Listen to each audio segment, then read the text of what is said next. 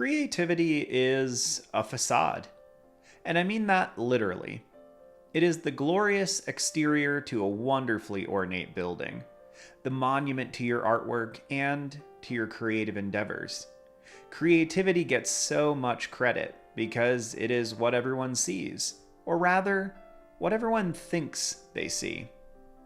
When someone looks at your artwork, heck, sometimes when we look at our own artwork, we can look at the idea we had, the creative ways we solved the issues, and hold those up as something magnificent. But the reality is, creativity only got us so far in that particular piece. It only helped us solve some issues, know where to place some things. It helped us innovate and problem solve, but it was only the stone that started the avalanche. What followed was less glorious, the work, the hours of sketching and figuring out what actually functions. And creativity helps along that journey, sure, but it's often an assistant rather than the director or the reason why things actually work. I bring up this notion because for some people it really seems to be a hindrance. Some artists struggle to think of themselves as being creative. They feel down about their perceived lack of creativity, and I think it needs to be talked about, pulled apart, and discussed, at least one more time.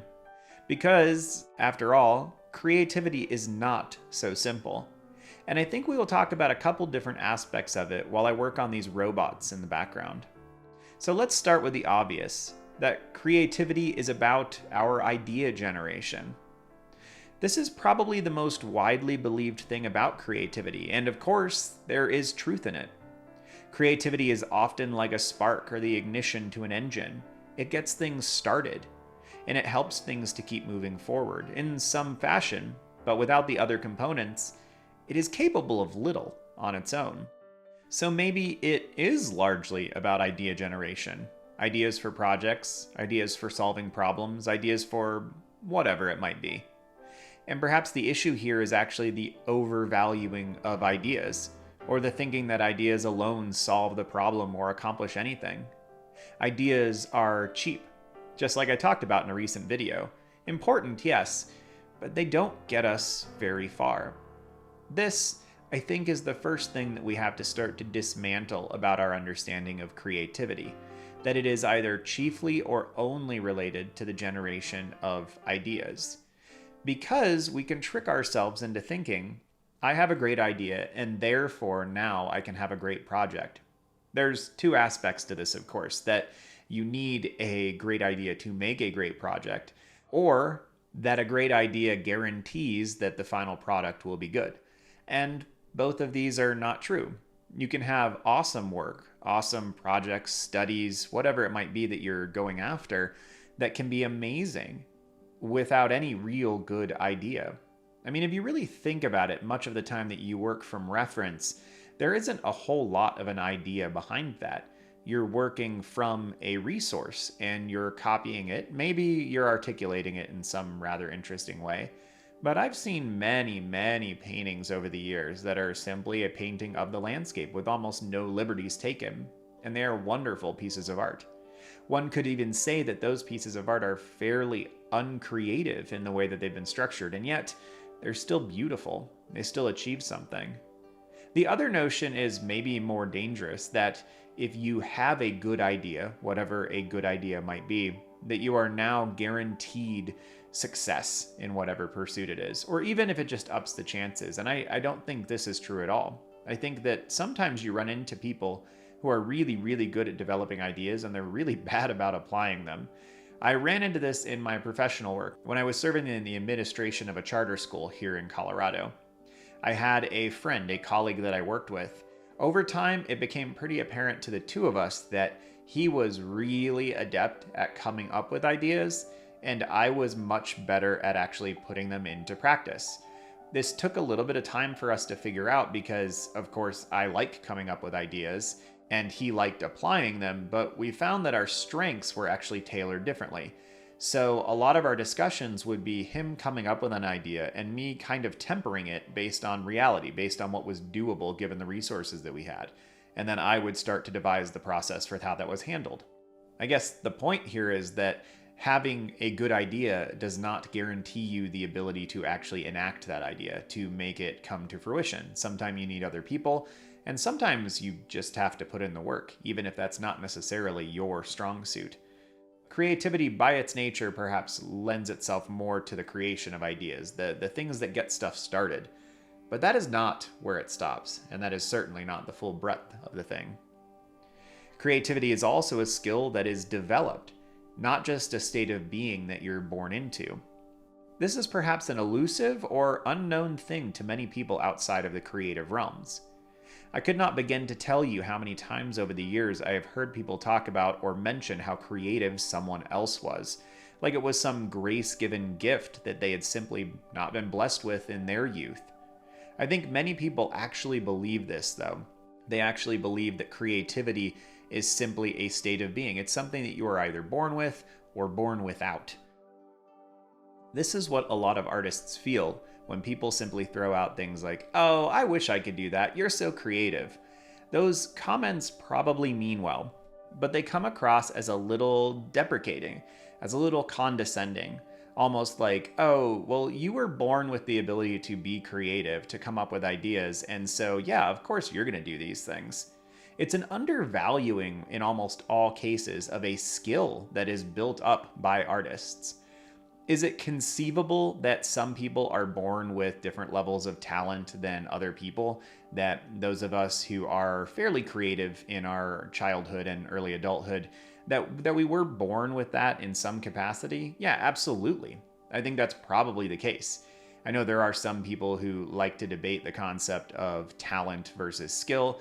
I think that realistically both exist. People are born with natural talents, they are born with natural abilities, but skill really does seem to be far more important, especially as you get older. So I do think some people are likely born with a higher level of creativity, the ability to disable inhibitions and come up with ideas and not immediately shoot them down. I think that's actually a huge part of it, is people that are more innately creative are often just people who don't rule things out super quickly. I don't necessarily throw out an idea because it doesn't work initially. If I come up with an idea for a project or for a script or something that I'm writing and it doesn't quite fit, I note it down anyway. I jot down ideas, and then there's always a chance that later on I'll be able to find a way to make it work. I think a lot of people who are not necessarily very creative have a tendency to throw out ideas far more quickly and far more pervasively than people who are more creative. But again, creativity is a skill. For most of us, that's a natural inclination that we have, and then we lean into it. We develop it over time. We get better at coming up with new ideas. We get better at understanding which ideas will work and which ideas won't work. We refine that skill set. Some of this is done actively. A lot of it is done very passively. But this is really, I think, how most of life works. I think people that have natural skills are often people who are born with some small amount of talent in that area, or with a desire to have that skill, and then they invest time into it and eventually get better. A lot of the things that I'm good at in life are not things that I was necessarily good at originally. I was gifted when it came to music. It made a lot of sense to me really quickly. But I was not gifted when it came to art. Art was difficult for me. And it means that every time somebody says something about my musical skill, I'm like, I don't I don't really know what to tell you. But when people made comments about my artistic skill, it was always a little bit infuriating, because it's like, I have put so much time into getting this. Don't dismantle it. Don't disregard it. This has been hard earned. I think that's the whole point here, that creativity is a skill. And for people that are not particularly creative, I think it's easy for them to just think of it as a state of being, of a natural talent. I think a lot of people do this. This might be a little bit controversial, but I think a lot of people that do this because they feel awkward or bad about not being particularly whatever. In this case, particularly creative. And so it's easier just to assume that there's something different about the people who are creative. I've run into this a lot with people that wish they were musical, and so they just build within themselves an assumption that musicality is something you are either born with or not, because that's easier than wrapping your head around the fact that, no, you could have done this, you just chose not to. And that doesn't make you a bad person. That doesn't mean you've wasted your life. It just means you made different decisions, and be okay with them. That's life. The last thing that I kind of want to unpack a little bit as we continue this little discussion about creativity is that you don't need creativity to create. And this is actually something that I touched on just briefly earlier, right? When I was talking about the referential work and also those two ideas, the conflicting ideas of you need to have creativity or a good idea to get something done, and then that great idea guarantees that your work will be tolerable or good in some capacity. I don't think that you need creativity to create things. And I think this is really apparent because if you look at anybody who has to create things, even if they are creative things for their profession, you don't always feel inspired. You're not always feeling particularly creative, but you can research things. You can put things together. Like I can sit down and do a whole bunch of research from a prompt and make a drawing or make a painting that really involved almost no creativity on my part, and it can still be a creation, something that's really intriguing and something that I have found a way to put on the paper. Most of my paintings, I would say, are not particularly creative. They are copies of referential things. They are maybe a copy of a landscape that I saw, or even one that I just pulled offline. But these are still able to be beautiful things, interesting things, things that people want to purchase and put in their homes. But was it creative? Not necessarily, and that's okay. You don't need to be creative to create things. This links up, I think, to inspiration and motivation. These two benchmark ideas for a lot of artists that we hang on to and that we can sometimes conflate with actually needing to work. That we need creativity, that we need motivation or inspiration to actually get work done. And I think this is just distinctly not true. I have done much work when I felt no motivation. In fact, sitting down to draw these robots, it was more of a like, I need to do this. Like I haven't drawn in a few days. I need to. We were just on vacation for a couple days up in the mountains, and I did some studies while I was up there, but I decided, and I think this was the right decision, to just enjoy the time with my family instead of trying to work on art dutifully the whole time I was there.